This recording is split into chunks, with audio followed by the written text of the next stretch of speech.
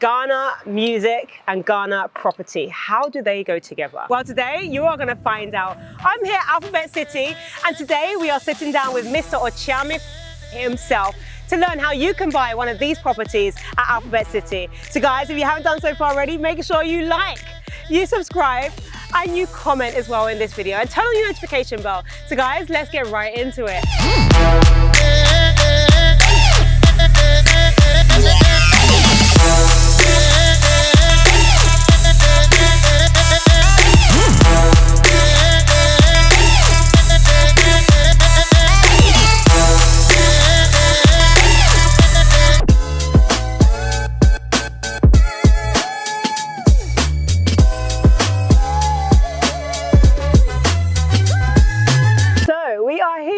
With Mr. Okyeame Kwame. Yes. Hi, how are you doing? I'm great. And yourself? I'm very well, thank you. Thank you for joining me. I appreciate it. Taking the time on this holiday Monday. Yes. You know, you decided to come out and join me. So I appreciate it. Thank you. Thank you for inviting me as well. And you look stunning, by the way. Thank you. I mean, I knew that I was coming to sit with somebody who is a celebrated creative, an artist. So he'll come correct anyways. I had to make sure that, you know, I also come correct. You know? Yeah, you're always correct. Thank you, sir. But thank you. I just want to find out, first and foremost, right? Most people know you for your music. You're a celebrated artist in Ghana and worldwide. Tell me a little bit about your journey in terms of music and just what's led you to where you are today. Wow. I mean, where do I start? It's a long journey. So I always like to start from a point of vulnerability. Okay. So when I was born to like great parents. My mom was a teacher, my father was an accountant, smart guy, had studied abroad, amazing gentleman, and they gave birth to me. Okay.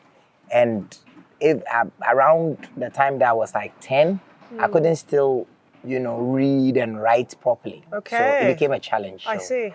And later I will come to find out that I had dyslexia. I have dyslexia as well. Nice. So, okay, interesting. So growing up, going to school was quite difficult. And I remember that I would go to school afraid because I couldn't add, I couldn't spell, I couldn't read. But the only one thing that made me very happy was poetry. So as early as 5, my mother had introduced me to Akan poems. Okay. And I would recite these poems and people go crazy. Can I hear one? Can you remember? Me abofra.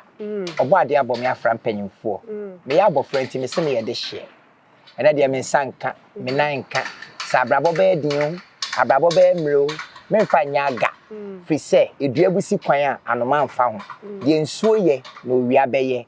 Nsuo abro nkyene, enku sre, aboadwu wanku, owia be bona me da asen. So I was around 5, okay. And I knew these poems. Wow. And these are like really deep words, wow. You know. So it says that ensure which means when the rain falls on salt, the cream laughs. But what happens when the sun comes out? You know, it means we all suffer the same fate, but not through the same elements. Right. You know, right. So imagine a 5-year-old going through from home to home, you know, saying such deep words. I remember that those were the times that I felt alive. Wow, I see. So I would be attached to poetry. Okay. Fast forward, secondary school, Chaucer, Shakespeare. Wow. You know, so I am really, really focused because that is the only time I come alive. But when it comes to maths and physics and accounting, immediately I open the books, like the words are flying at me. Yeah. You know, so then I came to see that this poetry that I've become interested in is the same thing as rap music. Okay. And so this is around 1990 when hip-hop music had become the jam and everyone was catching the fever. When Shabarang sneezed in Jamaica, I caught a cold. You know, so we are rapping. Okay. And then this is the poetry emotion, that is what rap is. So I became a very good rapper in my teens, mid-teens. Okay. And then out of that, I met Okyeame Kwame. And then we came out in 97 and released our music. Okay. And then we became nationwide name, Okyeame. Nationwide. So, yes. So what song is it that's out there that everybody knows you for? Actually, let me ask the girls. Girls, what song is it that everybody would know you for? Come on, let me hear it. Oh, okay. Got backup singers here. Exactly. The song is called Faithful. But before then, 10 years before that, Okyeame had made one of the very pivotal hip life songs, which was called Masanaba. Okay. Everybody knows that song. Everybody knows it. Exactly. Yeah. But that was our second album. Our first album was Bre Bro Bahima. And the beautiful thing was that we decided to fuse hip hop and high life music and traditional music fusion. And then we created that sound, you know. So Reggie Rockstone had come out a year before us. He created something slightly different, tree rap with hip hop beats. But we created a fusion of high life music with hip hop beats and tree rap and some traditional elements. And that became that Okyeame sound. Okay, Yes. I see. And you've done a great job. I mean, because it's translated the borders, it's gone abroad. We all know it, you know. I didn't grow up in Ghana, but the fact that we know the music, we know your name, it means that your brand has translated abroad. But what contributes to that? So being a musician, being an artist requires there to be a lot of discipline, consistency. Yes. You've been mentioning, I'm sure my girls here and even the people behind camera weren't even born when you first started. No. So what has, I mean, no, I mean, but my question is, what's kept the consistency? What's kept you still relevant in this day and age? If I say I know, I'll be lying. But I'm going to take a wild guess. Okay. I think that is a combination of maybe three things. It's, I would have said ambition 5 years ago, but it's not ambition. It is respect for my fans, respect for the God-given talent, and respect for what makes me happy. Right.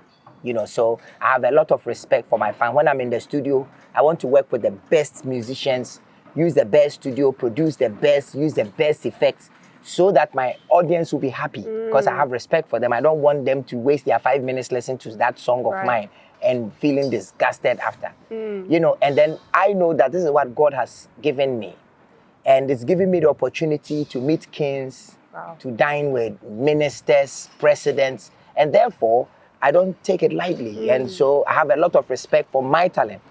And then I have respect for the fact that this is what I know how to do best in the world. And it has a purpose. And its purpose goes beyond just entertaining people, making people dance and bringing smiles to faces. It has affected business. It has affected culture. That affected traditions. And it's giving me a mouthpiece to correct the things that I find wrong in the society. So I have to ask a question then. What do you find wrong in society? Everything. Everything. Or most things. Or a lot of things. Okay. I think that the culture must evolve. If it becomes static, then it becomes a religion. Okay. You know, so I do not like the fact that we do not want to allow culture to evolve, and we force our ideals or the ideals of our forefathers on young people, even if it no longer serves its purpose. Okay. That is one. Can you give us a practical example of one of those that has not evolved? One of them is eating meat. Okay. You know, I want to believe that there was a point in history where human beings had to kill animals and eat them. And today it's no longer necessary, because we eat meat because we need protein. But protein is not just animal flesh. Egg, you can get it in. Exactly. It is essential amino acids that you can get in beans, tofu, tempeh, this and the other. So why do we still go and kill those animals, those poor animals, farm them with the purpose of killing them? An animal that can live to be 16, by 2, it is dead. Okay. An animal that can live to be 4 years, by 2 months, it is dead. You know, I think that it is wrong for us to continuously do that, because we have evolved. You know, that is one. The other one is the way the society has systematically kept the woman down. You know, so I'm going in the areas of feminism. I think the woman must be given the opportunity to shine and not kept in the kitchen, or not kept to, if a woman really willingly wants to give birth and take care of her family, she must be allowed to do that. But if she wants to become a boss, go to law school and become CEO of a multinational, she must be allowed to do that. Yes, nobody should say, you are a woman, therefore you are not going to school, or you are not, you are menstruating. So for this whole 1 week that you are menstruating, you live in this village, you cannot cross that river. You know, I disagree with all those things. Okay, you've got some very, very direct and very clear perspectives in life, which we see. So how is like your, especially with some of these direct approaches in life, how have they kind of influenced your business, influenced your life, even maybe your family life? How has it influenced everything? A lot. I mean, so I'm a work in progress. So I'm evolving. And so wherever I get to, whichever beliefs or value systems that I work with will have a very, very strong influence on my family, especially my children, because my wife, she's already formed her opinions of what is right and what is wrong. But I have the opportunity to shape my children into magical beings that have great conscience. You know, so whatever I believe in now, if my children also believe in it and we are in congruence, it helps them to become a bit more sensitive. I'm raising, or maybe say nurturing my son to not to think that menstruation is an evil thing, and that if her sister is sick and during the periods where her sister is menstruating, he must not see her as troublesome, as emotional, as hormonal. He must be able to observe that my sister is going through changes this month, and therefore I am sensitive. I am here. And, you know, I've also raised my daughter to know that she is predominantly a feminine energy, but she needs to also develop a masculine energy and find balance. You know, so when it's time to move, to play, to run, she must not say relegate herself to the background and say that is a boy's job. Because she must also have the ability to decide to be strong when it need be. You know, so these are the ways that I see. to affect my family. I love the fact that you take your very opinionated and strong views and you make sure that they are also in your family and engraved there as well. And just generally from some of the things that you shared around, you know, typically property space is typically a male-dominated industry. It is. So with your views on, you know, feminism, especially me, I'm in the property space, coming at it from a women's perspective. How do you see the property landscape here in Ghana? I mean, we're at one of the properties that you market and you're selling as well. How do you just generally see the property market, and how do you find that there's opportunities for maybe your daughter in the future who maybe want to grow up and become a property magnate? Exactly. So we are always going to site together. You can see some videos of my daughter and my son going to site together. Let me use a typical example. When you come to Waylead Properties, we lead the way also when it comes to affirmative action. So when you go to our sales department, our sales team is predominantly made up of about 60 or 70% women. From not just because we want to give them the opportunity, it's because women really know how to sell. Did you hear that? Yes. Did you hear that? Yes. From I'm telling you, from a proficiency or efficiency point of view, they sell more than the guys. You know, because they have what it takes to be soft when they need to and to be tough when they need to. So a lot of the people in our sales department are women. You know, and I think that the woman is special. The man has his role that he's playing. And sometimes when we speak like this in public, people think that amplifying the female voice means diminishing the male voice. No. When we are amplifying the female voice, it is because we recognize that there's been a historic, systematic approach to keep the woman down. And it's time for us to step out of the way for her to shine. I like that. I like that. You know, earlier on we were speaking and you asked me a question as well. But I think I want to just touch on that as well, because one of the things, especially, I don't know how it is abroad in other places, but in the UK, we really are big on equality. Now, equality doesn't necessarily mean diminishing the other sex or the other race. It means allowing a level playing field. So you can play together, right? So I like what you just said about, it's not about diminishing a men's perspective or a male's view or their position, but rather just bringing there to be a level playing field. So, 100%, because, for example, there are places in our, when you look at what we are doing here, you realize that almost everyone up there is a male. And that's a man's job.